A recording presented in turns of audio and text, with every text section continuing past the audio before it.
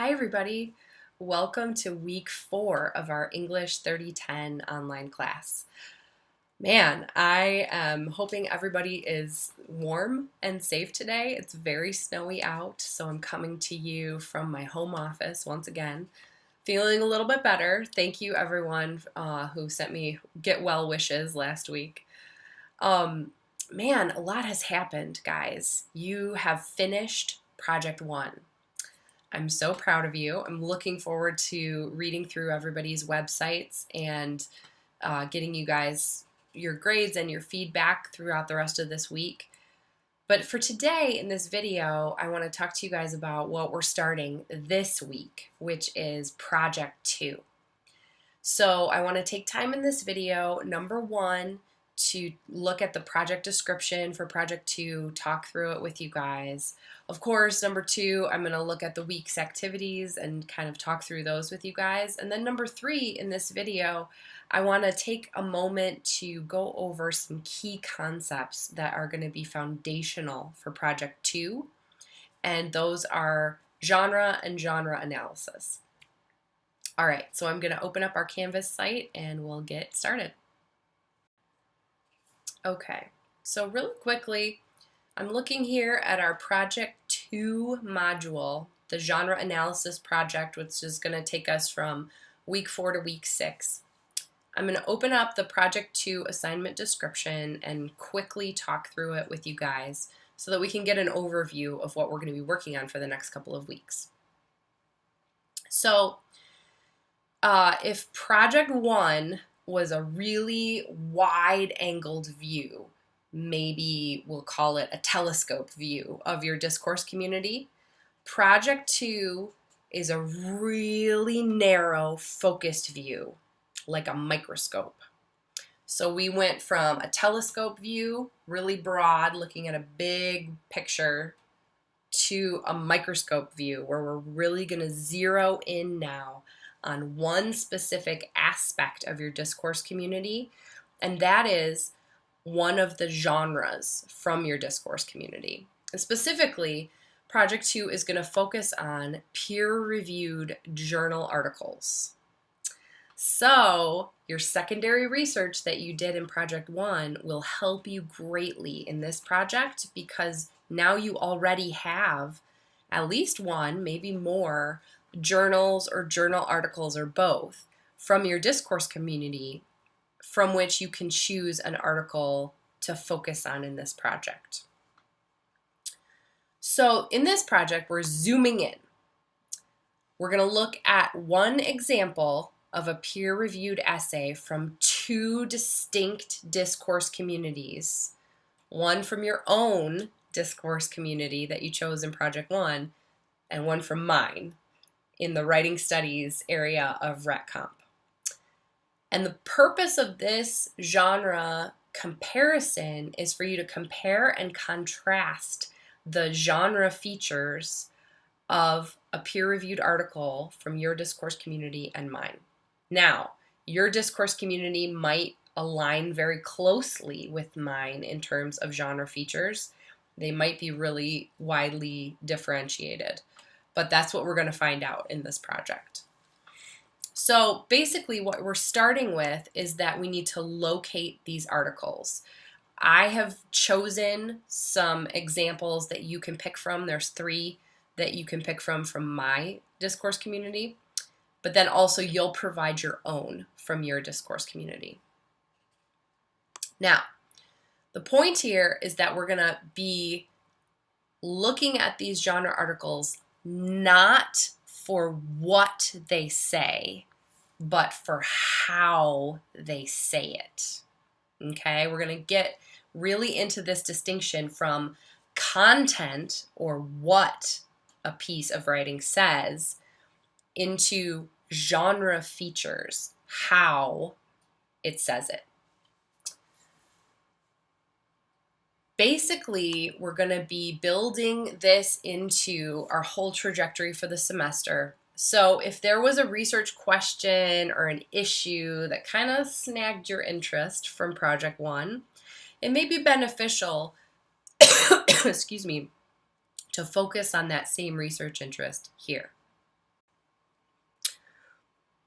The final product that you're going to be composing in this project is called a genre analysis essay. So this might ring some bells in your head if you've done a genre analysis before. If not, that's okay. We're going to talk about it and we'll learn together. Basically, your genre analysis essay is going to have 3 distinct parts. First of all, an intro. You guys can read this a little more thoroughly. I'm not going to dwell on it, but here in your intro, basically, you're going to compose a claim about what we can learn about these different discourse communities by looking at the genres within them. The body of the genre analysis essay will then look at, identify, and analyze those genres so that we can figure out what it is we can learn. 2 main parts. You're going to identify the genre conventions, and there's some prompts here to help you think through what those features might look like. An analysis section where you're going to kind of start drawing meaning from what you've identified. What does it mean that one article has this feature and the other article doesn't, for example? And then in the reflection section, which will stand in for your conclusion, you're going to be pulling together your analysis and coming to some conclusions about what we can learn from these 2 discourse communities by looking at their genres. The due date for this project is Sunday, February 17th. And you can look through the rubric here just to kind of get a sense of what we're going to do. Okay, so now I'm going to move on and talk through our week 4 activities. We're kind of switching gears here. Last week we were really working on drafting, getting feedback, getting our websites polished up to submit for Project 1. This week we're kind of back into our rhythm of reading to get some foundational knowledge and beginning to start thinking through this genre analysis stuff. So you can see the weekly assignments here. Watch the week 4 video, which you're doing. Good job. A lot of little things to read this week. Chapter 2 of your Wadsworth Guide, Chapter 4 of your Wadsworth Guide, and at least one of these 3 articles from my discourse community. Devitt, Bawarshi, and Reif, Materiality and Genre in this study of discourse communities. Harris, The Idea of Community in the Study of Writing, or Cooper's The Ecology of Writing. These are all pretty foundational texts. They're all really interesting and fascinating in different ways. So choose which one tickles your fancy. I know, it's hard to choose. They all sound so interesting.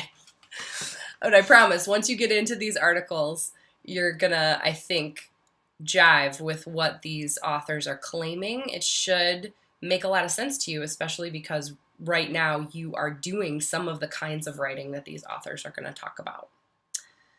And I want you to locate at least one peer-reviewed journal article from your own discourse community. Read through it once just to kind of get a sense of how it feels and how it feels different from the articles that I've provided. So here are the assignments kind of laid out in our weekly schedule format. Around Wednesday, by Wednesday-ish, you want to have watched this week 4 video and read through the Wadsworth chapters at least. And your discussion number 2 this week is, I'm hoping to get you guys in a conversation about what you already know about the genres of your discourse community, about genre as a term. That was kind of a sticky term for some of us in the last project, so maybe we can try to work it out as you guys look at your discussion number 2. By Friday, try to have read and located, or I guess located and read, your peer-reviewed article for your discourse community and choose and read whichever one from this list strikes your fancy. And really, by Sunday night, you just want to have a reading response to the week's readings. And here I am looking for the Wadsworth chapters, my article that you choose from the list from my discourse community, and your article that you choose from your discourse community. So try to put all three of those in conversation in terms of what they're saying and how they're saying it. Okay? So I'll just show you guys really briefly the discussion number 2 here. There are 3 distinct prompts, and please note, just because I design online courses to feel as much like a in-person classroom as possible, that I have one of these prompts is to read a classmate's discussion and respond. Respond with a comment, a question, something that surprised you. Do it at least one time, just for me, just to play along. I understand how online discussions can sometimes feel like a drag, but my goal here, just to be transparent with you, is to get us into some kind of genuine conversation about these things. So I've tried to keep our discussions brief and to a minimum throughout the semester because I want them to count. I want us to actually help each other work through some of these things, like what our genres are from our discourse communities, and what do we already know about a genre and what makes it what it is. So if you play along with me, I promise it'll be valuable and useful. If nothing else, we'll be developing our own classroom community together. All right. So the other thing is just to note that our reading response prompt for this week is the same as it is for all the other weeks. The purpose of this reading response is to help you generate ideas and process and synthesize what you're reading about research, genres, and thinking through how discourse communities communicate things differently. Okay, the last thing I want to do in this video is I want to talk to you guys about the term genre and genre analysis, and then we'll close up shop for the week. Okay, so I just want to pull up a quick mini lesson to talk you guys through analyzing genres. First of all, we keep using this term. Does it mean what we think it means? We're going to see. So a genre is basically a type of writing. Genre itself is a French word, which literally means type or sort. So when we talk about genres in English 3010, I want you guys to immediately think types of writing or types of text. Wardle and Downs say genres are types of text that are recognizable to readers and writers. That means when you look at it, you know what it is. Oh, that's a poem. Oh, those are notes from class. Oh, this is a peer-reviewed journal article. Oh, that's a meme. Oh, this is a text message. You guys get the picture. So genres are types of text that are recognizable to readers and writers, and they meet the needs of the rhetorical situation in which they function. So genres are a kind of writing that we recognize as a thing, and they perform a specific function. They make you laugh. They communicate where a time or a place to be picked up. They communicate an argument about an academic issue. They communicate knowledge about whether or not you've gained information by writing it down in a blue book, right? Okay, so that's what a genre is. Now, if we perform genre analysis, basically what we're doing is we're looking at texts or genres to find something out. What can they tell us about how people behave and communicate in the particular discourse community where this genre is used? This should ring some bells for you because in Project 1, we learned that genres are used in each discourse community. Each discourse community has some particular genres that it uses for certain functions. So here, instead of just telescope analyzing the whole discourse community and identifying what the genres are. We're using a microscope to go dive deep into the genre itself. Just one of them. I know discourse communities can use several genres. But when you look and deep dive into a genre, you can find out things about the discourse community by reverse engineering what their priorities might be, how they need to communicate, why they communicate in certain ways. So, basic steps of genre analysis: immersion, close reading, and drawing conclusions. You got to collect samples of the genre. You got to read closely, not just for content, but for rhetorical features, linguistic patterns, and the scene and situation in which a genre is written. And then you can draw some conclusions by connecting the patterns that you notice.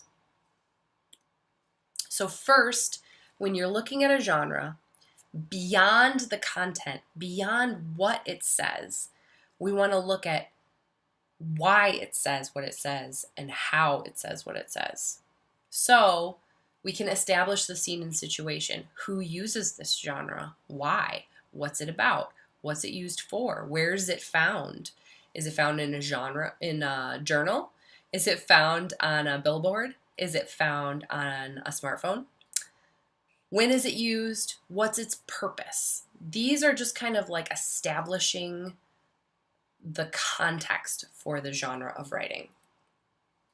Then, identifying the rhetorical features of the genre. If you were paying attention earlier in this video, you noticed in your essay there will be a whole section called identification. These are the things that I want you to identify, okay? Not just the content, but you do need to identify the main argument or the main claim that the piece of writing is making. Then you want to identify rhetorical appeals and the choices that rhetors have made for how to make those claims. Are they using lots of logos? Lots of ethos? Is pathos strong? Is it a combination of these three? Then you want to get into, how is this genre structured? Why is it formatted in the way that it's formatted? Why and how is the author using word choice, style, tone to create a sense of formality, a sense of familiarity? What is the overall sense that you get by looking at these basic features? Now, from there, you're going to move into the analysis portion, but we'll talk about that a little bit later. Right now, I want you to think, as you're reading through the journal that you pick and the journal that I pick, or that you pick from the list that I picked, I want you to think about these two things: establishing the scene and situation, and identifying the rhetorical features of the genre. Now, if you need to go back, rewind this video, screen capture, or jot down in your notes all of the bullet points here for each of these things, feel free to do that so that you can have it by you as you're reading for this week. Okay, I think that about does it for this week's video. Please feel free to shoot me an email if you guys have any questions. Hit up Rayanne on GroupMe. Otherwise, I hope everyone stays snug and safe on the roads this week, and I will talk to you soon. Okay, bye everybody.